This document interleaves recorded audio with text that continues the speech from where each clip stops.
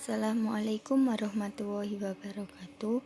Saya Fitri Sintia Yulianingsi, NIM 180301224. Saya dari kelas manajemen 5D pagi, dan di video kali ini saya akan menjelaskan tentang laporan keuangan mingguan pada PT Fitri. Selanjutnya terdapat lampiran kurikulum vitae yang terdapat identitas pribadi saya, data pendidikan, keahlian, serta pengalaman organisasi saya. Berikut ulasan pengelolaan keuangan pada PT Fitri selama seminggu. Dalam laporan keuangan mingguan ini, saya mencatat transaksi dari tanggal 21 Januari 2021 sampai dengan 28 Januari 2001. Saya hanya mencatat transaksi pada tanggal tersebut karena dalam minggu tersebut terdapat transaksi yang lumayan sering terjadi. Laporan ini saya buat apa adanya sesuai dengan transaksi yang saya lakukan. Berikut transaksi dari tanggal 21 Januari 2021 sampai dengan 28 Januari 2021. Pada tanggal 21 Januari 2021, pendapatan uang saku dari ibu sebesar Rp250.000. Pada tanggal 22 Januari 2021, pembelian barang sebesar Rp48.700.000. Pada tanggal 25 Januari 2021, pembelian snack sebesar Rp54.900.000. Pada tanggal 27 Januari 2021, pembelian snack sebesar Rp40.500.000. Yang terakhir yaitu pada tanggal 28 Januari 2021, pembelian barang sebesar Rp21.800.000. Daftar customer pada PT Fitri. Daftar customer juga disebut daftar pelanggan. Nah, daftar pelanggan di sini yakni saya sendiri yang saya namakan sebagai PT Fitri. Daftar supplier. Daftar supplier ini dapat digunakan untuk daftar pemasok pada PT Fitri. Daftar pemasok PT Fitri ini ada PT Indomarko Pristama atau sering disebut dengan Indomaret, kemudian PT Sumber Alvaria Trijaya Tbk atau sering disebut Alfamart, kemudian Syarikat Jaya. Di sini adalah tempat di mana saya membeli sesuatu dan memperoleh bukti transaksi dari yang saya beli.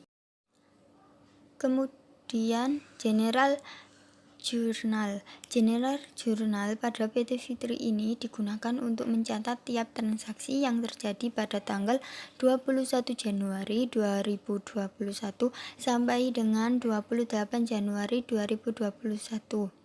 Yang pertama yakni pada tanggal 21 Januari 2021 diterima uang saku dari ibu yang nama akunnya kas pada pendapatan uang saku. Kas terletak pada debit sebesar Rp250.000 karena bertambah. Kemudian pada pendapatan uang saku terletak pada kredit sebesar Rp250.000 karena berkurang. Yang kedua, pada tanggal 22 Januari 2021 dikeluarkan untuk pembelian barang yang nama akunnya beban pembelian pada kas. Beban pembelian terletak pada debit seharga Rp48.700.000 karena bertambah. Sedangkan kas terletak pada kredit karena yang berkurang. Ketiga yakni pada tanggal 25 Januari 2021 dikeluarkan untuk pembelian snack yang nama akunnya beban pembelian pada kas. Beban pembelian terletak pada debit sebesar Rp54.900.000 karena bertambah, dan kas terletak pada kredit sebesar Rp54.900.000 karena berkurang. Yang keempat, pada tanggal 27 Januari 2021 dikeluarkan untuk pembelian snack lagi yang nama akunnya beban pembelian pada kas. Beban pembelian terletak pada debit sebesar Rp40.500.000 karena bertambah, dan kas terletak pada kredit sebesar Rp40.500.000 karena berkurang. Yang kelima pada tanggal 28 Januari 2021 dikeluarkan untuk pembelian barang yang nama akunnya beban pembelian pada kas. Beban pembelian terletak pada debit sebesar Rp21.800.000 karena bertambah, dan kas terletak pada kredit sebesar Rp21.800.000 karena berkurang. Hasil akhir atau grand totalnya debit dan kredit sama atau balance yang nominalnya Rp415.900.000. Untuk general ledger atau buku besar, kas pada tanggal 21 sampai 28 Januari 2021 sebesar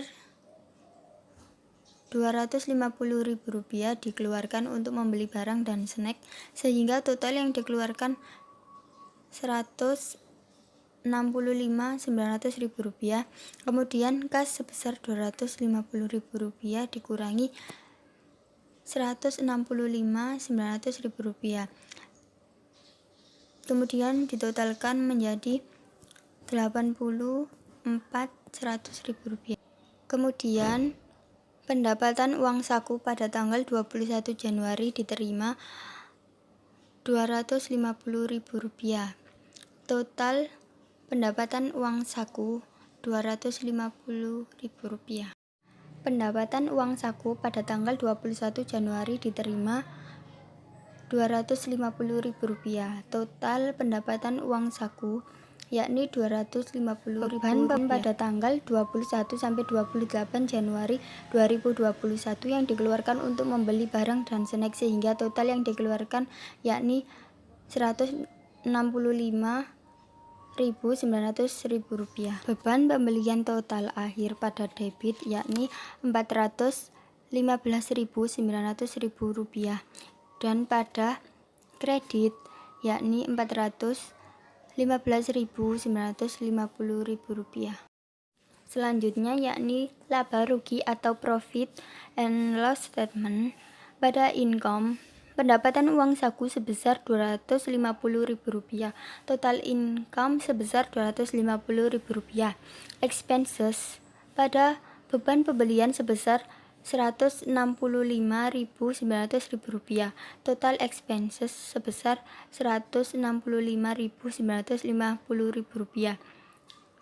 Kemudian diketahui net profit atau loss-nya sebesar Rp84.100.000. Balance sheet atau neraca adalah laporan yang menggambarkan kekayaan, kewajiban, serta modal akhir yang sebenarnya. Pada balance sheet terdapat aset, liabilitas, equity.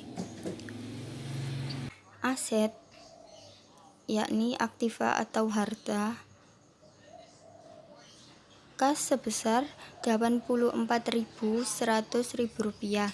Total aset yakni Rp84.100.000. Liabilitas yakni hutang atau kewajiban. Net aset sebesar Rp84.100.000. Equity atau modal ekuitas sebesar Rp84.100.000. Total modal sebesar Rp84.100.000. Sekian dari yang saya sampaikan, kurang lebihnya mohon maaf yang sebesar-besarnya. Terima kasih. Wassalamualaikum warahmatullahi wabarakatuh.